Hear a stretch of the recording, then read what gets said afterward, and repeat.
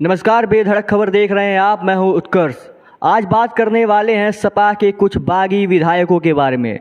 वो विधायक जो बागी बनकर भारतीय जनता पार्टी में शामिल हो गए, लेकिन उसके बाद भी भारतीय जनता पार्टी को हार का सामना करना पड़ा। एक ऐसे वीडियो की आज शुरुआत होने जा रही है जिसमें आपको उन सभी विधायकों के बारे में जानने को मिलेगा और उन्होंने कैसे बगावत की शुरुआत की उसके बारे में भी जानने को मिलेगा। मेरे साथी शशांक हैं। अब मैं उनसे बात करूंगा और इस वीडियो में आगे बढ़ेंगे। उत्कर्ष, ये जो खबर है, जो मामला है, ये अभी इसलिए ट्रेंड हो रहा है क्योंकि उपचुनाव होने वाले हैं। जैसे अखिलेश यादव की करहल सीट पर और जो भी लोग विधानसभा का चुनाव लड़े थे, विधायक बने थे 22 में, और 24 में उन्होंने लोकसभा का चुनाव लड़ा और अब वो लोकसभा के सदस्य हैं, तो उनकी सीटों पर चुनाव होने वाले हैं। और इसी के साथ एक सवाल ये उठ रहा है कि जब राज्यसभा के चुनाव हुए थे कुछ दिन पहले, तो सपा के जो विधायक, तकरीबन 7-8 विधायक, जिन्होंने मेन मौके पर समाजवादी पार्टी का साथ छोड़ दिया, उन्होंने क्रॉस वोटिंग करी और वो भाजपा के साथ चले गए, जिसके बाद से एक बगावत हुई और उसके बाद से लगातार वो भारतीय जनता पार्टी के कार्यक्रमों में दिखे, भारतीय जनता पार्टी के साथ मंच साझा करते हुए दिखे, लोकसभा के चुनाव में भाजपा प्रत्याशियों के पक्ष में वोट मांगते हुए, मतदान करते हुए दिखे, बात करते हुए दिखे। तो अब ये सवाल है कि क्या उनकी सदस्यता जाएगी, और अगर उनकी सदस्यता जाएगी तो फिर क्या वहाँ पे उपचुनाव होगा, सदस्यता जाएगी कि रहेगी, एक अलग सवाल है। लेकिन वो सबसे बड़ा सवाल है कि जो बागी हुए थे वो क्या लोकसभा चुनाव में उत्तर प्रदेश में भारतीय जनता पार्टी को कुछ मजबूत कर पाए। इस मुद्दे पर हम बात करेंगे। तो इसमें सबसे बड़ा चेहरा और सबसे बड़ा नाम जो है वो समाजवादी पार्टी के मुख्य सचेतक मनोज पांडे का है। रायबरेली की ऊंचाहार सीट से 3 बार के विधायक हैं और इस बार, मतलब इसके पहले भी रायबरेली तो खैर कांग्रेस के कब्जे में रही है, लेकिन रायबरेली और अमेठी में मनोज पांडे का कहा जाता था कि एक अलग सा प्रभाव है, लेकिन वो प्रभाव देखने को नहीं मिला। रायबरेली तो भाजपा हारी और हारती रही है। अमेठी, जिसे 19 में स्मृति ईरानी जीता था, एक बड़ा चेहरा भारतीय जनता पार्टी का, बड़ा ब्रांड है।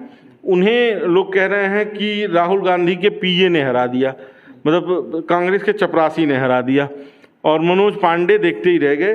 तो मनोज पांडे बागी हुए थे। अभी जब चुनाव चल रहे थे लोकसभा के, तो रायबरेली की एक रैली में अखिलेश यादव ने कहा है कि साथियों याद रखना, जो अभी एक भागा है हमारा विधायक, कार से घूम रहा है, उसको भी सबक सिखाना है। तो वो मनोज पांडे बागी विधायक हैं। वो अपनी सीट जो रायबरेली की थी वो तो नहीं बचा पाए। एक बड़ी चर्चा थी कि हो सकता है।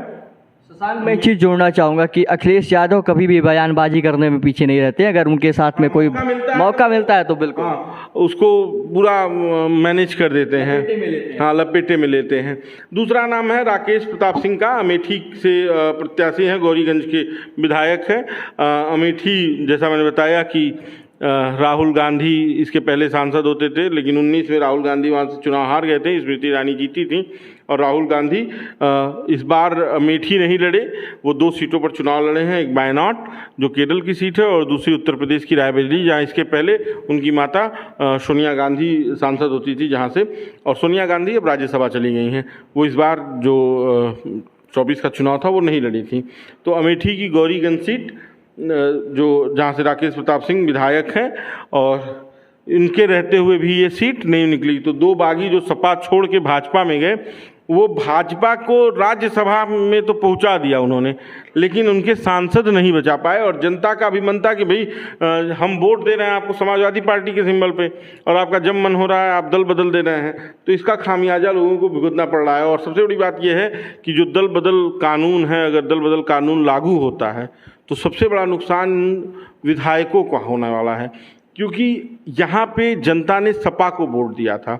अब अगर बाई इलेक्शन होते हैं तो क्या, अगर ये भाजपा के सिंबल पर, पहले तो सबसे बड़ा सवाल ये है कि ये तो चुनाव लोकसभा का जिता नहीं पाए, तो क्या गारंटी इनको भाजपा सिंबल पर टिकट ही दे दे, और अगर भाजपा सिंबल पर ये टिकट दे भी देती है तो क्या गारंटी है कि ये चुनाव जीत जाए।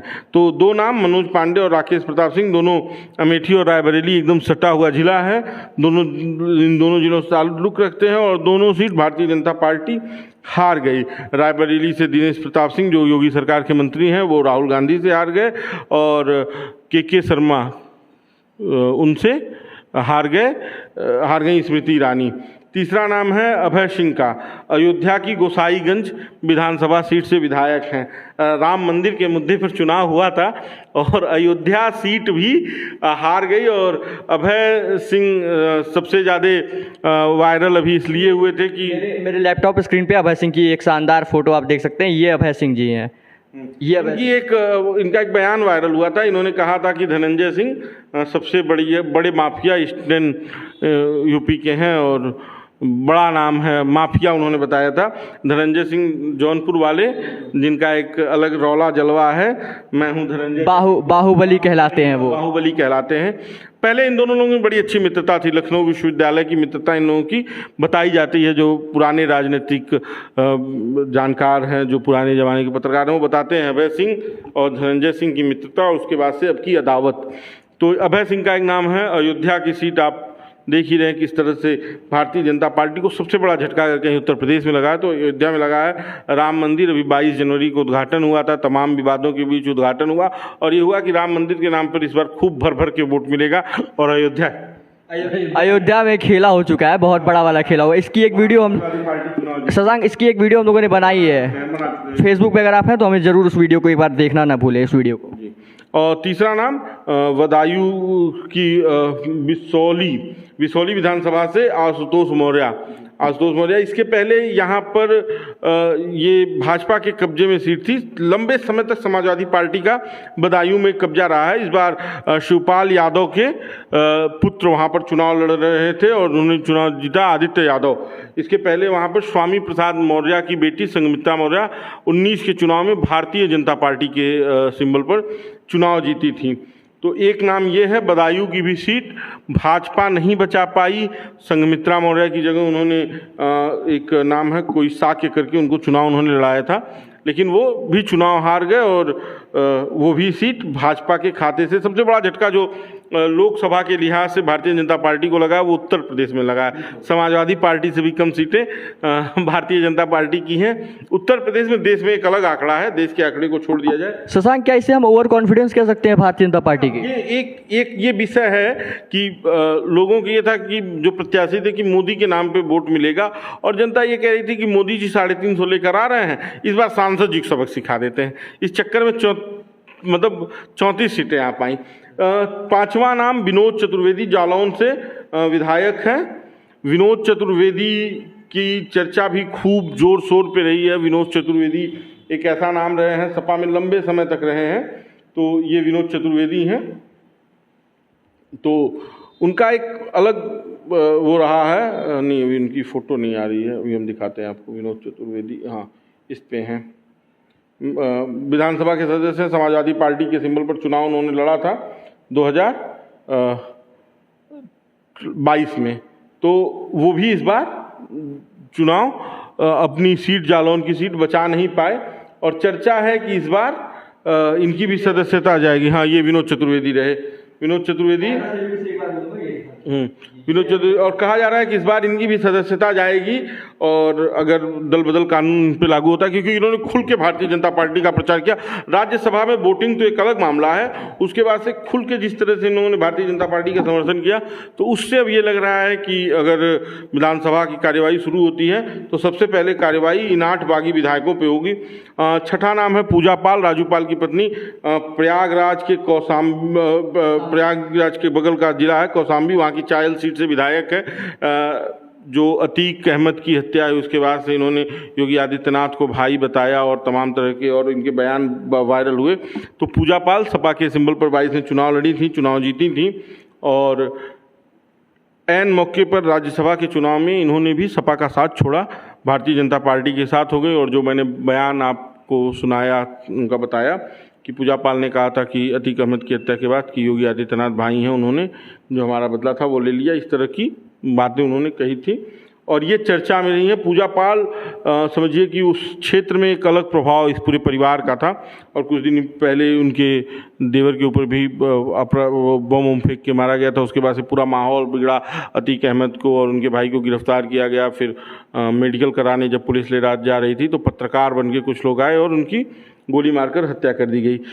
7वां नाम है राकेश पांडे, अम्बेडकर नगर की जलालपुर सीट से विधायक हैं। इन्हीं के परिवार के एक सदस्य भारतीय जनता पार्टी के सिंबल पर चुनाव लड़े थे अम्बेडकर नगर से। अम्बेडकर नगर पहले अकबरपुर के नाम से जाना जाता था। यहाँ बसपा का बड़ा प्रभाव था। 19 में जब सपा और बसपा का गठबंधन हुआ था तो रितेश पांडे अम्बेडकर नगर से बसपा के सिंबल पर विधायक हुए थे। लेकिन इस बार पहले राकेश पांडे सपा में जाते हैं, फिर रितेश पांडे सपा की तरफ अपना रुख करते हैं और ऐन मौके पे भारतीय जनता पार्टी के साथ जुड़ जाते हैं और भारतीय जनता पार्टी के सिंबल पर चुनाव लड़ते हैं। और जब चुनाव वो लड़ते हैं तो जो कहा जाता है कि चुनाव मतलब उनके पक्ष में नहीं आता है, और उन्हीं के परिवार के राकेश पांडे जो भाजपा में सपा छोड़कर चले गए थे, क्रॉस वोटिंग उन्होंने भी राज्यसभा में की थी, तो उसका भी फल रहा कि अम्बेडकर नगर में रितेश पांडे अपनी सीट नहीं बचा पाए और भाजपा से चुनाव लड़े। जब मोदी का नाम लेकर लड़े तब भी वो सीट नहीं बचा पाए। 8वां नाम है महाराजी देवी। महाराजी देवी वो नाम है जो सपा में बड़ा महत्वपूर्ण नाम है, बड़ा ये कहिए कि पकड़ वाला नाम है। गायत्री प्रजापति की पत्नी है। अमेठी की एक विधानसभा है, वहाँ से वो विधायक हैं, मुझे नाम नहीं याद आ रहा है। और अमेठी से ही वो गायत्री प्रजापति भी विधायक आते थे। अखिलेश यादव की सरकार में मंत्री रहे, मुलायम सिंह के बड़े करीबी माने जाते थे।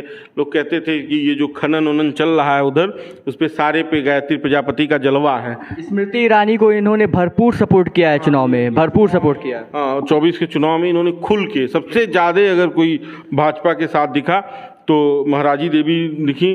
गायत्री प्रजापति जेल में है रेप के आरोप में, तमाम तरह के और आरोप हैं उनके ऊपर जिसके तहत वो जेल में है।